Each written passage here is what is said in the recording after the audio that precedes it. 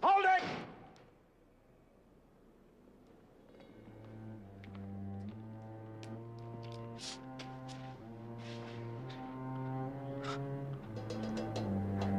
Why did you do it, Frank?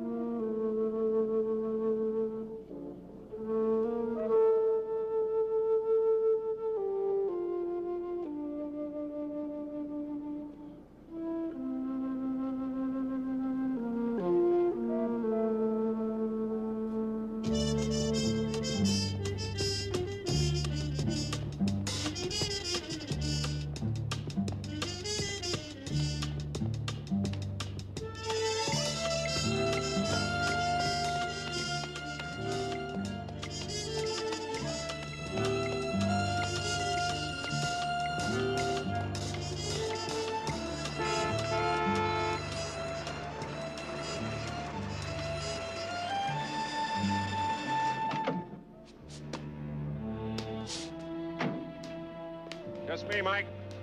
Oh, hiya, Duke. I hit the Cafe du Monde before they knew what was happening. Score big?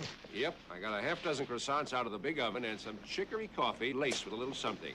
There's some crates over here, Mike. You're up early. I haven't been to bed. Well, sometimes that's good, sometimes it's bad. Depends on where you've been. In offices. Mine, Robbery Division, Gulf Coast Transport. No thanks, just coffee. Is that the armored car outfit that was held up? Yeah. Twice. Only this time they lucked out. One of the guards nailed an ex-con named Neil Porter. Gulf Coast Transport, is that your account? Yeah. My account to the tune of over 100,000 in losses so far. You want to change clothes before you go to work? Hey, wait a minute. I've got 2 more miles to go, and I haven't said I'd take the job.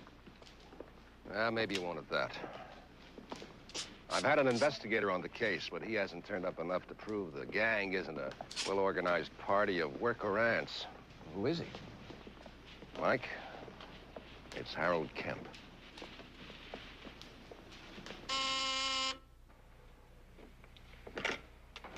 Yeah. Well, send him in. Yeah, and hold all my calls if there are any.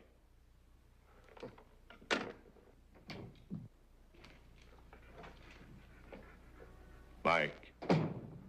Al? Mike. How are you? Oh, Good to see I wish I'd known you were coming. I'd have hired a band. You grab a chair. Okay, thanks. Pax, look out. Let's see, Pax, get around. There we go. Okay, lie down.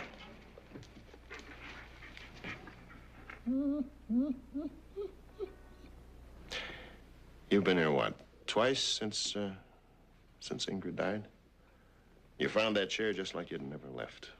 You don't move things around a lot. Well, I should have moved that chair just to make it tougher for you. Like old times? Well, I wasn't too easy on you, was I? How's it been, Mike? Well, some days are better than others. How's Francis? Well, she's very happy, you know. She has me. I think about you, kid. I worry about you. Like old times. No, you know what I mean. I imagine the days aren't too bad. And gotta be a challenge working with this dog and that girl, what's her name, Nikki, learning Braille. Yeah, the day's over before I know it.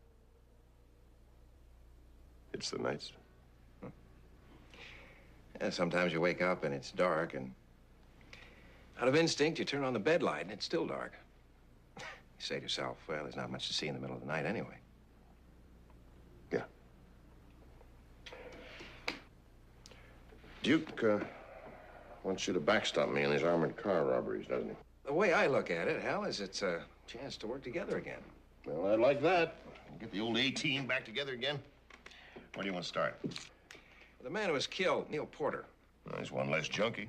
Let's see here. He's 3 arrests for breaking and entering, 1 big fall for armed robbery, 2 trips to Lexington to dry out, sick transit Gloria Mundi. Any friends, relatives? There's an ex-wife someplace. That's about all there is in the police report, though. Yeah, well, the police aren't out $100,000. Duke Page is.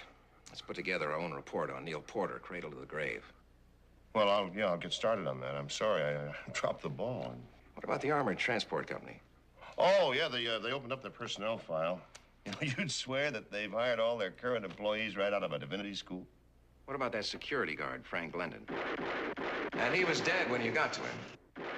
Yeah, I held the others undercover until I was sure. I saw your file. Master Sergeant Frank Glendon. He took back half of South Korea, Mike. Mr. Glendon, one thing. Sure.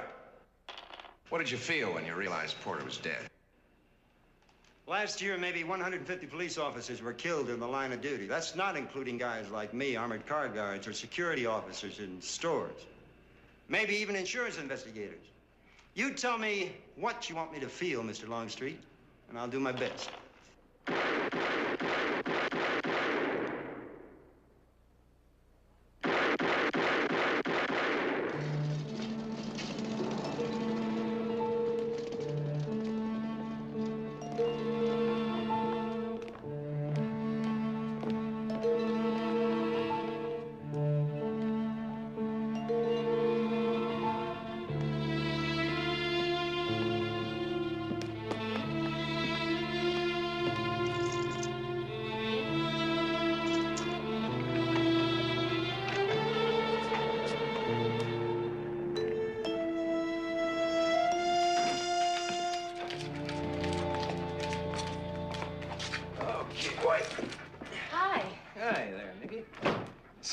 What's up? I got a copy of the autopsy report on Neil Porter. Oh, good. Listen, would you read it to me? Sure. Come on. 2 bullet wounds are externally visible. One is in the left shoulder. Entry and exit as shown in figure 4 attached. The second bullet, which in the opinion of the undersigned caused death, entered through the anterior chest wall and pierced both the left and right ventricles of the heart. No way of telling which shot was fired first, huh? Not from this report, no. Glendon's a crack shot. Harold said he put 5 shells into a target area you could cover with a silver dollar. Porter was left-handed. He got hit in the left shoulder. He would have dropped his gun. If that was the first shot, a .357 shell would be powerful enough to knock him off his feet. By the same token, if Glendon shot him in the chest first, he probably knew he'd already killed him. Yes, he did. He walked up and he checked him out before he waved the other guards in. You mean Glendon only had to fire once to stop Porter, but fired twice and killed him? Why? Why would an armored car guard, a trained professional, do that? Maybe he panicked. No, not Glendon. Then where are we? Well, instead of trying to nail a gang of thieves, now we're looking for a tie-in between a killer and his victim.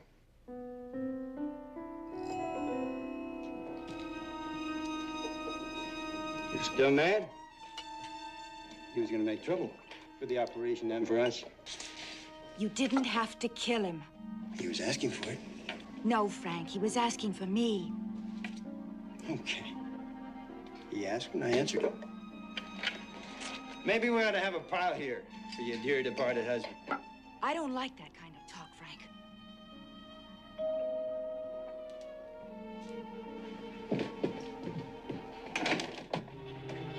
Hello, Harold. Come on in.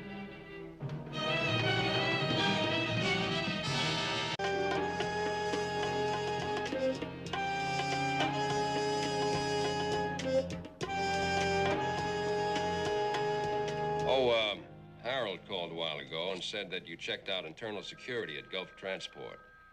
How's it look to you? Well, not bad. They alternate drivers, routes, days of collection. It's not foolproof, but not bad either. How does Harold Kemp look to you? Well, not foolproof. Still, he's the best investigator, the best judge of human nature I've ever worked with. Okay. Duke, there's a guard, Frank Glendon. I seem to have seen his name in the newspapers. I'd like a quiet but extensive investigation done on his background. Look, Mike, we've had one armored car robbery where the guards sat on their shotguns and watched the money disappear. Now that I've got one where a guard made a fight of it and saved us a bundle, you want to investigate him. If it's helpful, Glendon was born in Shreveport. Keep in touch, Duke.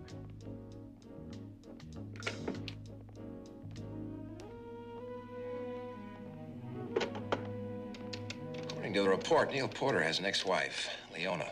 No local address or place of employment. Let's find her, Nicky. What's her maiden name? Devereaux.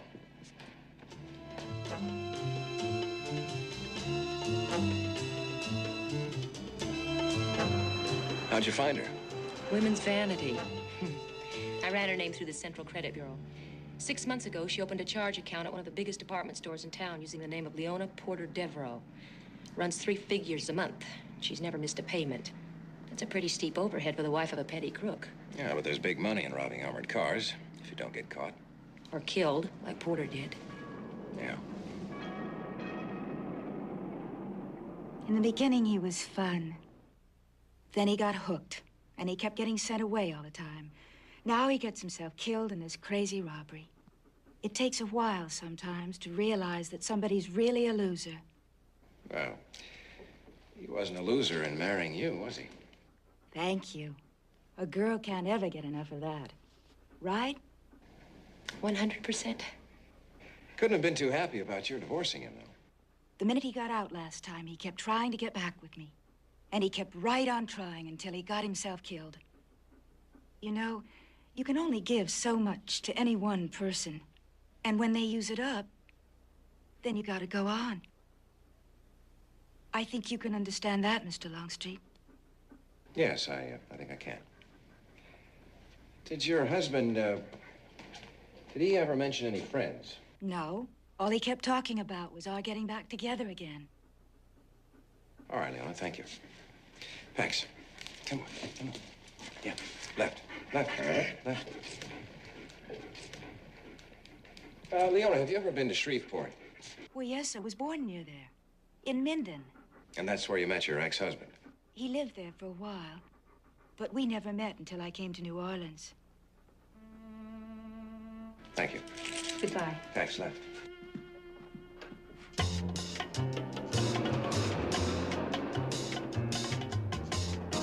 How's the rent paid?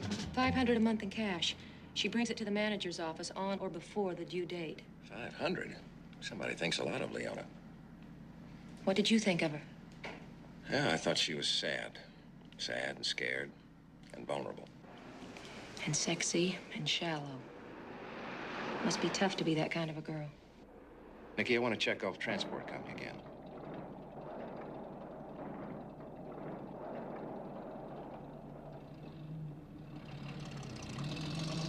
Each shift has 12 officers.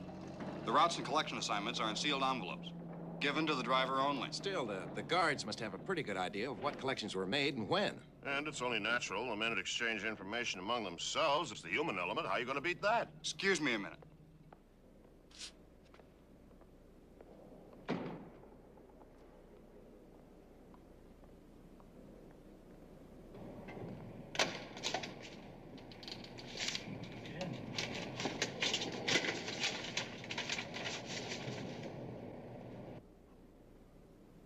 Pretty tight operation.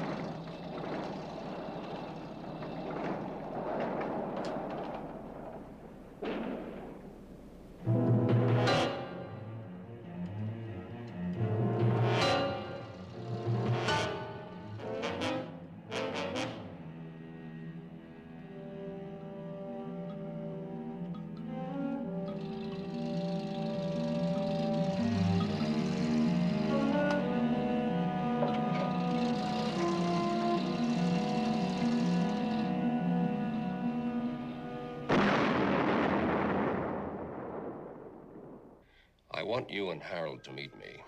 There's been another robbery.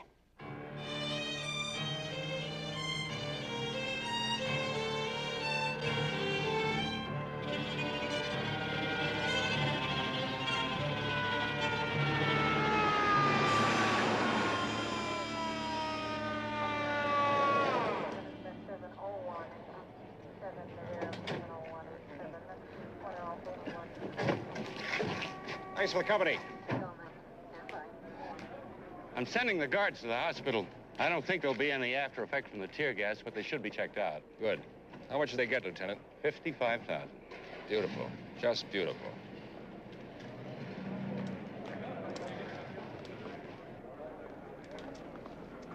You two had the route map for this truck? Yeah, the dispatcher gave us a copy when the truck rolled out of the garage. And usually we know at least a day in advance. Right, Harold? Yes, that's right. The robbery happened 15 minutes after they made the last collection. Now, would it have been asking too much to have the local precinct roll a couple of prowl cars in here, since we have had a few minor mishaps lately? Yeah, we should have thought of that, Duke. I'm sorry. Prowl car found in an abandoned delivery van on Longstreet. Kind of fits the general description. Harold, check it out. Okay, I'll get back to you if it looks like anything. Bomb squad's pulled the exploding mechanism from underneath the truck. We've asked for a lab check. Fine. They think it must have been under the truck. I left the garage. In other words, you and Harold watched it roll right by you out into the street. I'm sorry. It's okay. Overall, you felt the internal security was pretty good. What do you want, Duke? A recommendation. What to do with Harold Kemp. I'll send him home to Francis. I'll share the blame for not pulling in the prowl cars. I didn't check the route map, and I sure didn't climb under that truck. But Harold also neglected to find out whether Porter had a pickup car waiting at Norix Manufacturing. He hadn't checked out the ex-employees of Gulf Transport, and he knows just slightly more than the average suburban housewife about the circumstances under which Porter was killed. Well, it's not too late to check into those things now, is it? That isn't what you asked me for. You asked me for a recommendation. I must have torn you apart to say what you just said about Harold. Now, what I feel or don't feel isn't part of the problem. That isn't what you pay me for. Okay. He's out. I'll tell him tonight. Tonight? Yes, I'm having dinner with him and Francis. He'll have someone to hold his hand after I leave. Well, we don't have to move quite that fast. A couple of days, one way or the other. I mean, that's 25 years out of a man's life, Mike. There could be some kind of a break in the case.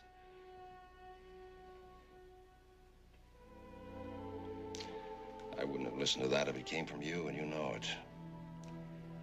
But I can't say it to the front office. Mike, you're gonna have to come up with something, or they'll have his head. What about mine? When they start, they seldom stop with just one. And that's when you backtrack and try to tell them it was all a big mistake. Hey, Mike, how about another little sniff to you? No, thanks, Al. I'm fine. Well, I think I'll have another little one. Hal, don't you think maybe you've had enough? Francis, honey, if I thought I'd had enough, I wouldn't take any more now, would I? I'll put up some coffee. Hal, that delivery van, does it look like it might be the one used in the robbery? No, it had dust an inch thick all over it. You know, those cops that notified the lieutenant, they wanted him to know that they're wide awake. Anyway, gave you a chance to talk to Duke alone. What do you have to say? Well, he's in trouble, Hal. Yeah. So am I. I'm 15 years older than he is, and 2 daughters college age. How much you want me to cry for him? And, how does Harold Kemp look to you? Well, not foolproof. Nicky and I are checking out Leona Porter. Who? The wife of the man that Glendon shot. Oh. You think I should have followed up on her? And usually we know at least a day in advance. Right, Harold? Mike, you're helping them dig my grave. I must have torn you apart. hard to say what you just said about her. You want me to jump in here beside you and grab another shovel? Now, let me tell you something, kid. I'll tell him tonight. If you went to bat for me with Duke today, I don't appreciate it. If you said to him, let's find something for him to do in the office, like interview the new employees or run the mimeograph machine. Okay, he's out. I'm not grateful. When you broke me in, you used to call me kid. Never minded it then because there was affection in it. What does it mean now?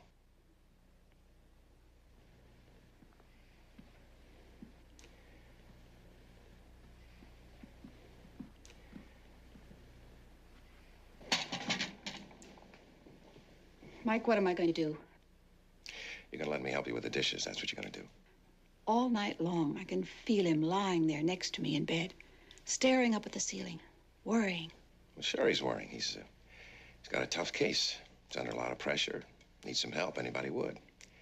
That's what I'm here for. And that's all there is to it? That's all.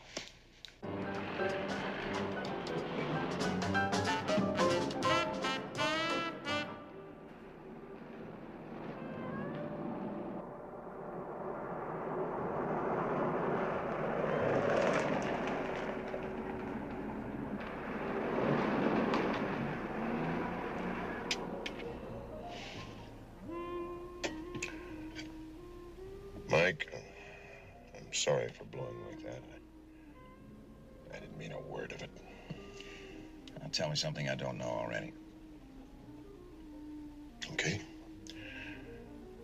I'm really not sure I can still handle it. Hal, you mentioned something before about Duke trying to get rid of you so he and I could talk. He doesn't pay me to kid him. If you really were washed up, he'd have you home in your rose garden, and I'd be working with some bright young kid on this one. Some bright young kid who won't be as good as you are for another 20 years, if he ever is.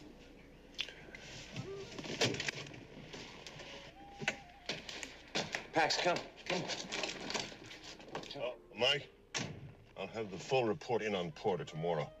I'm also getting the follow-up reports on every Gulf Transport employee who's been discharged for cause in the last 5 years. Try not to wrap up the whole thing before I wake up in the morning, will you? Good night. Good night.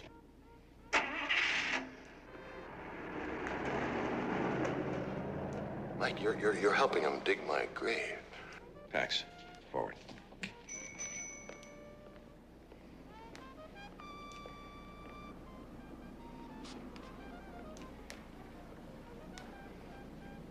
Pax.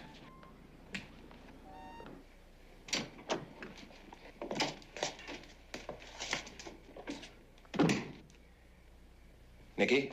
It's Duke. I stopped by to see how dinner went. Where's your car, Duke? Around the corner? Why? Well, if Hal made the light on Dauphine, we could probably pick him up at 9th and Rampart. You want to follow him? Okay. I'll forget it. He's going to turn left on Rampart, drive south to Giraud, pull in the driveway at 9921, go into his house, lie down next to his wife, and wonder how close he is to the end of his rope. That's exactly what he's going to do, and that's all he's going to do. Mike, do you suspect Harold?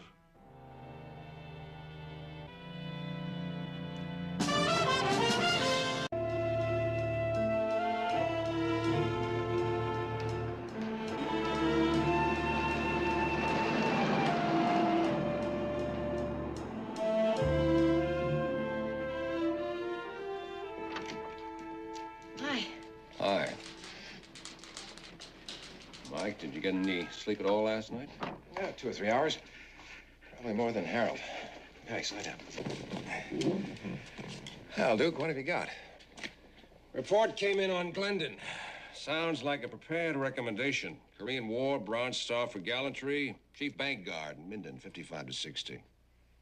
Minden? Neil Porter spent some time in Minden. His wife, Leona, was born there. Is this a private conversation, or can anybody get? Duke, we have 3 different people we can connect to the same small Louisiana town 20 years ago. The dead man, Neil Porter, his wife, Leona, and the man who killed him, Frank Glendon. Now, there's a series of robberies in New Orleans. All three of them are tied to those robberies in some way. Are you going to tell Harold what you're on to? Sure. You need me? No, thanks. I'll catch you later. Pax, heel. Come on. Come on. Forward.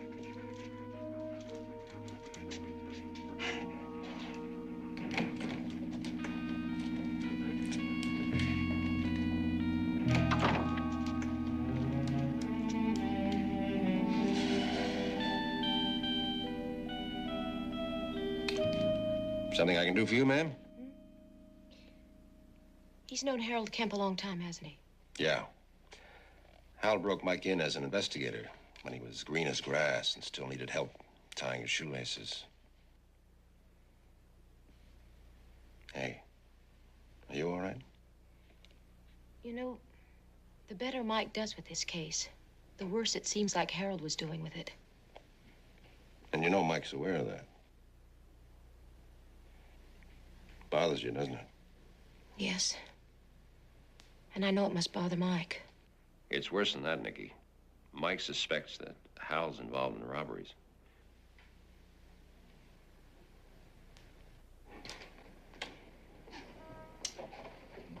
The coroner's jury came with a verdict on the Glendon shooting of Porter. Justifiable homicide. Yeah, what else? Hey, want some help there? No, thanks. I've got it. Nicky and I went over the route. Gulf Truck 131 will be taken.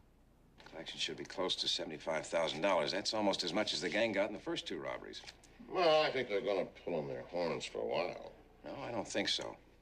I think whoever's involved is going to go all the way with this one. Biggest score in New Orleans history or a wipeout. Now, if I were going to knock over that shipment, this is just where I'd do it. Well, I'll get a hold of Lieutenant Hayes. We'll have enough cops in that area to handle a small war. Oh, you want to get in the files on Gulf Transport's ex-employees? We've already got a couple of candidates for you. Oh, I'd rather hear more about Neil Porter. Oh, that's a dead end, Mike. He's the original loser, just got himself knocked off, and now the sovereign state of Louisiana says it's justifiable homicide. What about his service record?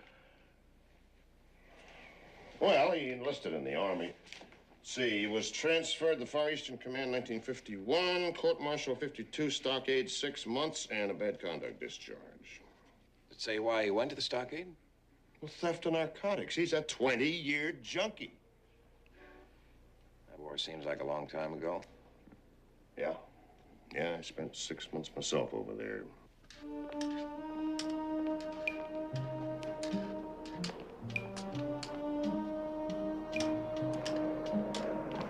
Mike, while he was working as a bank guard in Minden, Frank Glendon roomed with the William Devereaux family. Well, that's Leona Porter's family. That's Leona Porter's family. And that's not all. The NCO in charge of the stockade in Busan, South Korea, was Frank Glendon. Frank Glendon? It sounds like we're getting warmer, Duke. Tomorrow I'll bring Harold up to date.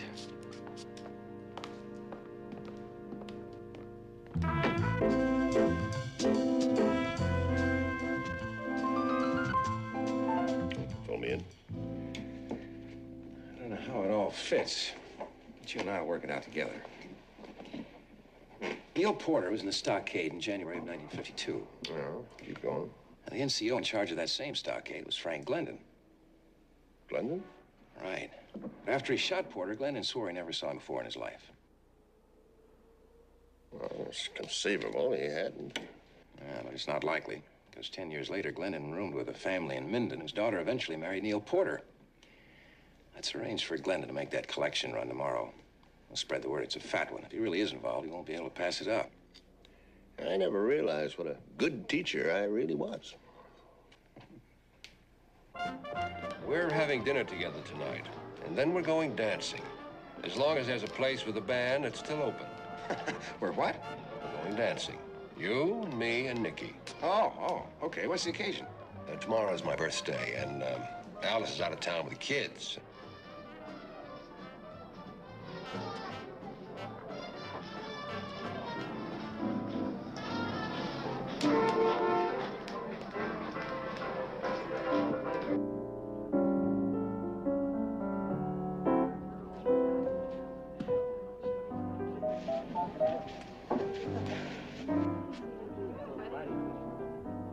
Duke wants you to backstop me on these armored car robberies, doesn't he?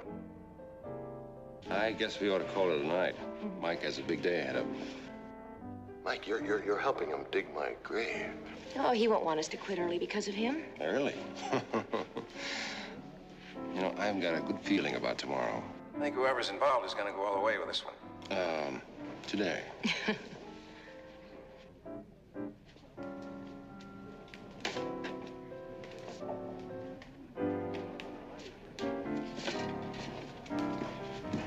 Could I borrow your phone, please? Here you are, Mr. Longstreet. Thank you. Nicky? Oh, he's waiting for some information from the Department of Defense. I guess it's morning in Korea now. All right, thank you.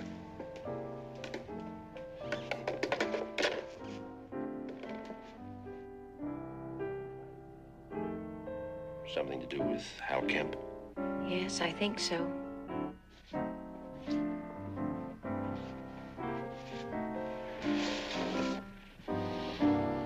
Thank you, ma'am. You're welcome.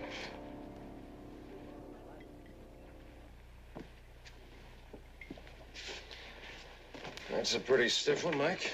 That's okay, I'm not driving. Would you like to dance, Mike? Haven't danced in a long time, Nicky. I know. Guess the place is pretty empty, huh? Well, the governor just walked in with a party of 150, but outside of that, there's just the bartender, a couple of night owls, and us. Okay, let's give it a try. Okay.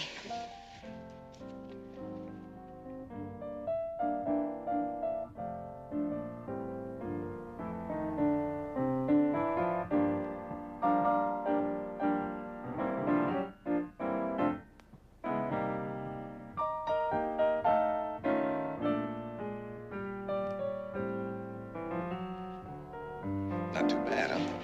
Not bad at all. Luke having a good time? He sure is. It's not his birthday, though, is it? No. No, he just wanted you to relax. Don't you understand, Frank? They're going to be waiting for you. Mike picked the exact intersection. We'll go ahead, exactly as planned. But they could wipe out your whole operation. Punks we've been working with, we can throw away at no great loss. The main thing is, where are you and Longstreet going to be? What are you talking about? Longstreet tied me and Neil Porter and Leona together. You think he's that far behind you? Frank, I can't. Have to. I don't care about the money this time. After he's dead, we'll call it a day. Frank, you don't understand. Yes, I do. Where will he be, Harold? Lieutenant Hayes will be driving an unmarked green sedan. Mike and I are riding with him. Any word from Washington? No, not yet. Mike, if something happens tomorrow, you'll know that Harold wasn't involved, right? Yeah, maybe. But if nothing happens, he could have tipped the gang off.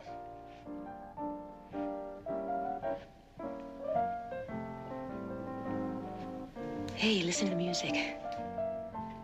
Yeah.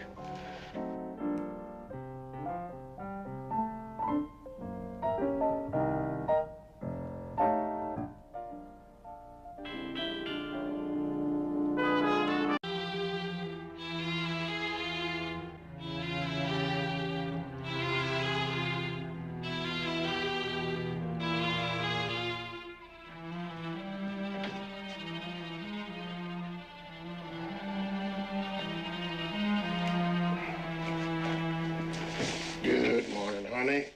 Morning. I haven't seen you wearing a gun in almost 8 years. Oh, well, I've skipped the eggs this morning. Hal, you don't have to prove anything to me, you know. Or to Mike, or anybody. Francis, Mike and I are very close to the end of a successful investigation. I'm taking the gun because people who hold up armored cars sometimes balk at the idea of going quietly off to jail. I'll call you later.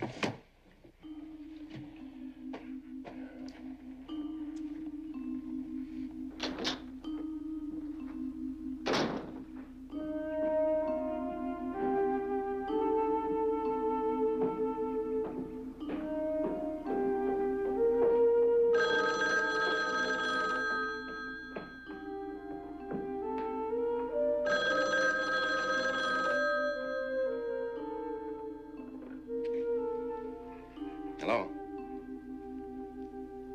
Hi, Francis. I see. And he was carrying a gun, Mike. He was up all night. Was it you he called toward morning? No. He could have been checking with Lieutenant Hayes or maybe Gulf Transport. Oh, I'm afraid for him. More afraid than I've ever been in all these years. I haven't got anyone else to go to. Yes, I'll do everything I can. Sure. Duke wants you to backstop me on these armored car robberies, doesn't he? Mike, if something happens tomorrow, you'll know that Harold wasn't involved, right?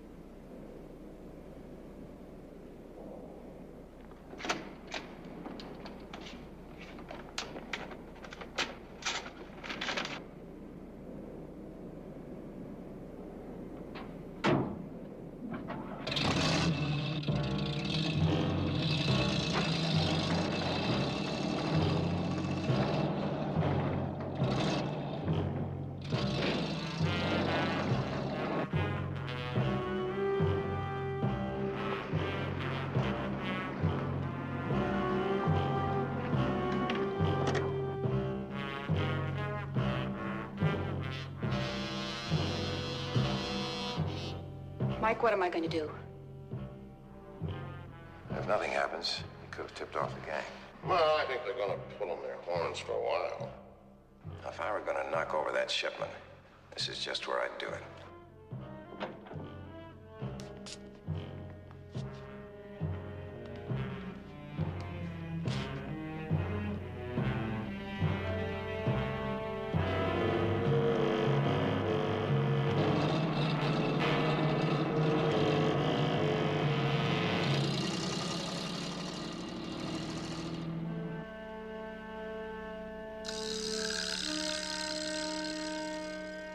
Mike, you're helping him dig my grave.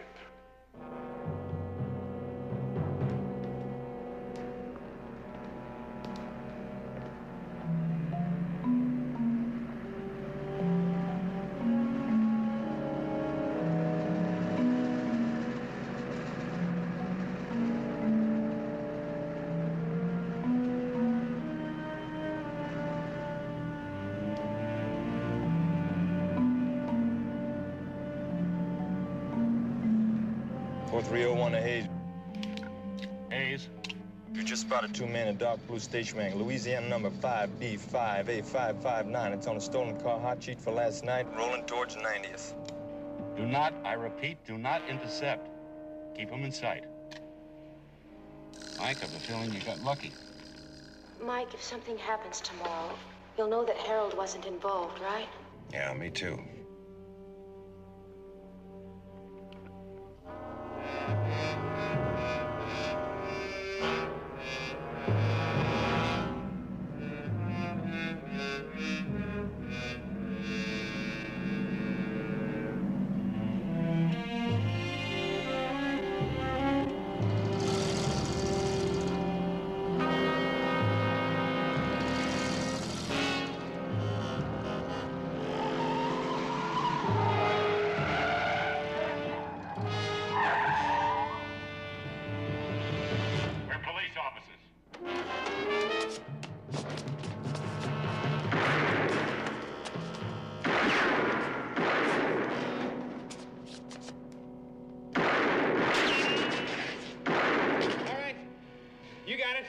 I give up.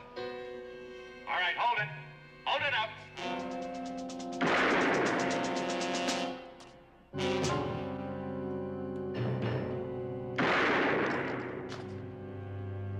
Hal? I said hold it up. Well, that guard, Glendon, I don't know what got into him. He was aiming at Mike.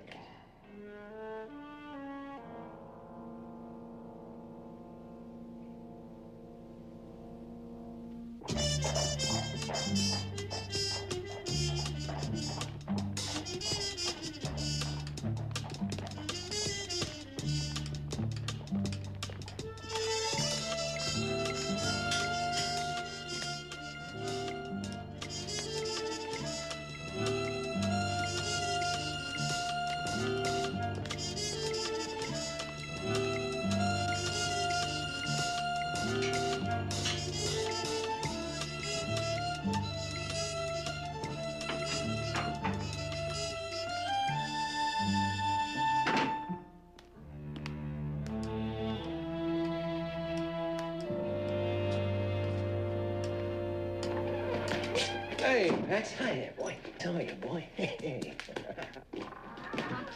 Well, how'd it go? Hi, Duke. It went. Gang got clobbered.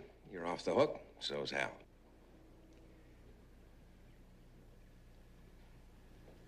What is it? We heard from Washington, Mike.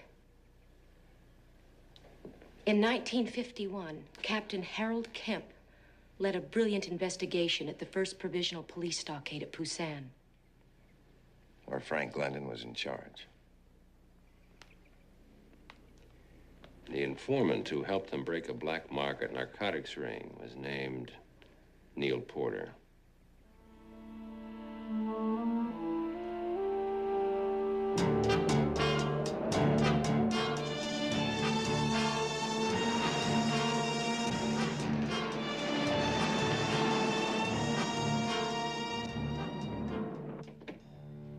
Oh, Mike, come on in. Forward. Can we talk? Sure.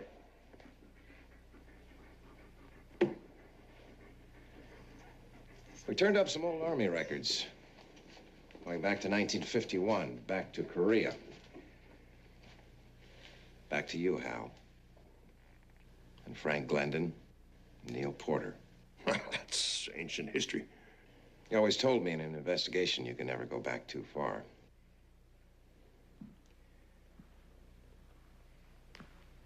Mike, I need a break. What would a break look like to you, Hal? Well, as far as the police or anybody else is concerned, I walk out of this smelling like a rose. I just killed a crooked guard. Everything you turned up will tie Glendon in. What about the other gang members? They're all dead. And Leona? Well, she's got a price. Yeah, most people do. Mike, why don't you try to understand, and I won't give you any baloney about needing money to send the kids through school. I appreciate that. You're probably a little tired of playing that part anyway. What do you mean, playing? Good old Hal. A tiring investigator who can't quite cut it anymore. Keeps making all kinds of little mistakes.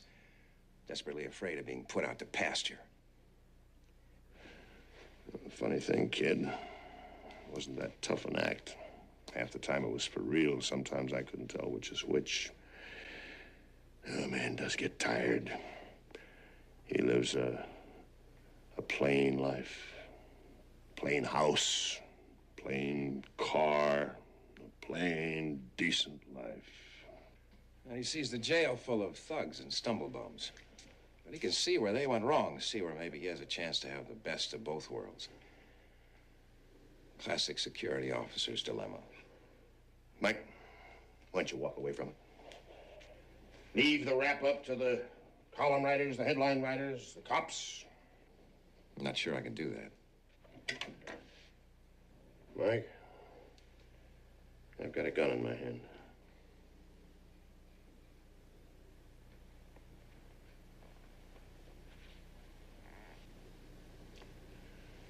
I'll do everything I can to help.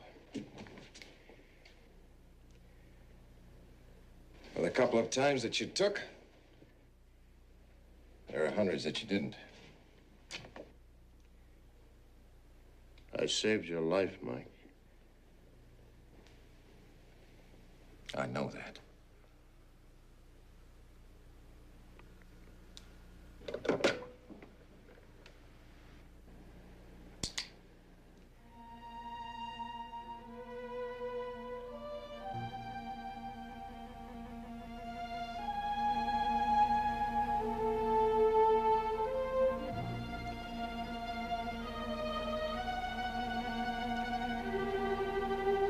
Oh, my God.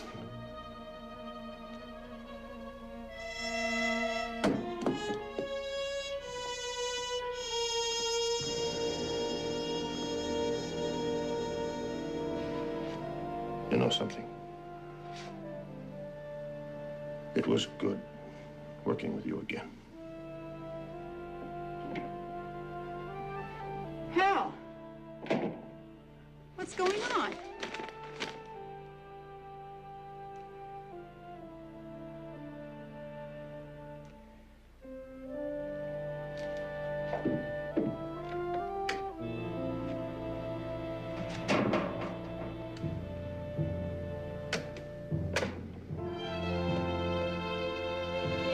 Operator,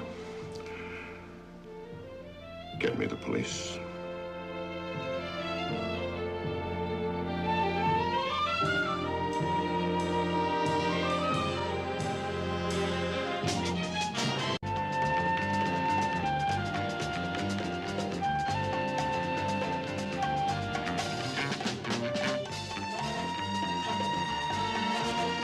A prison designer gets himself thrown into one of his own prisons to help his falsely accused brother escape death row. Prison Break, next on Mystery.